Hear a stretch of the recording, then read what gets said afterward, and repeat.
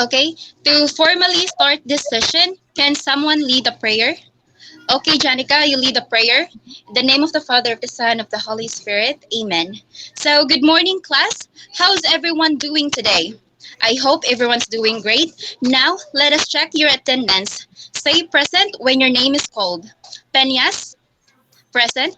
Payamonte, all right. Pusa, okay. Rafaela, all right, very good. All are present. So now let's have a short recap of what we have tackled last meeting. Anyone wants to volunteer? Okay, yes, Miss Payamonte. Very good. So last meeting, we have discussed about netiquettes. And again, class, netiquette refers to internet guidelines that advise people on how to communicate and treat others when interacting online. So before we proceed to our new lesson, let's have an energizer first. So next slide. Okay, I do have here a jumbled letters and I need 4 volunteers to arrange these letters. Okay, so I do see Payamonte raising her hand, Rafaela, Pusa, and Piñas. Okay, next slide. Okay, Payamonte, arrange the letters. Very good. Next, Rafaela. Next slide. All right, that's correct. Pusa. All right, you got it right. And lastly, Peñas. Very good. So these words are related to our lesson for today.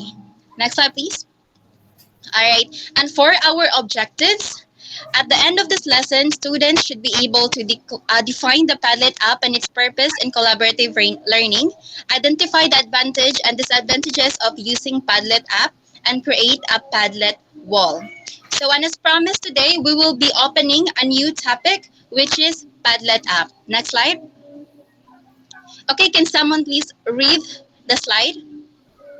Okay, thank you so much for that. Then again, a Padlet app, this is one of the alternative classroom instruction delivery. Actually, there are a lot, but let us focus first in Padlet app. So Padlet is a platform in which you can create a single or multiple walls that are able to house all the posts you wanted to share, from videos and images to documents and audio. It is literally a blank slate. It's collaborative too, allowing you to involve students, other teachers, and even parents and guardians. So it's like a virtual bulletin board. It's easy to use Padlet app, and you can also use the website. You just need to search Padlet, and once you're in their website, just click sign up for free. Once signed in, you can now create your first Padlet. So there are a lot of formats you can choose, such as Canvas, Grid, Shelf, and many more. You can also choose how to interact with others since you have the option to modify the privacy settings.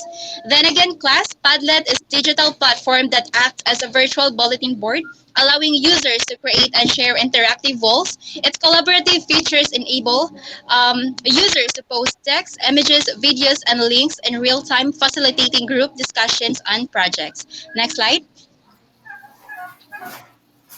Okay, so there are also essential uses of Padlets in education. One is brainstorming, so students here can contribute ideas simultaneously. It also fosters creativity and collaboration. It also has project planning. Teams can organize tasks, share resources, and track progress visually on a shared wall. And also, it has a feedback collection, so teachers can gather students' reflections, suggestions, or responses to assignments in an organized manner. Next slide.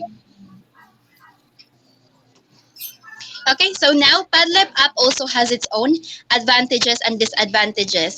So the advantages of using Padlet app are the following. It promotes equal participation and engagement among students, supports multimedia content, enhancing learning experiences. It also allows for anonymous contributions, encouraging honest feedback. So disadvantages of using the Padlet app are the following.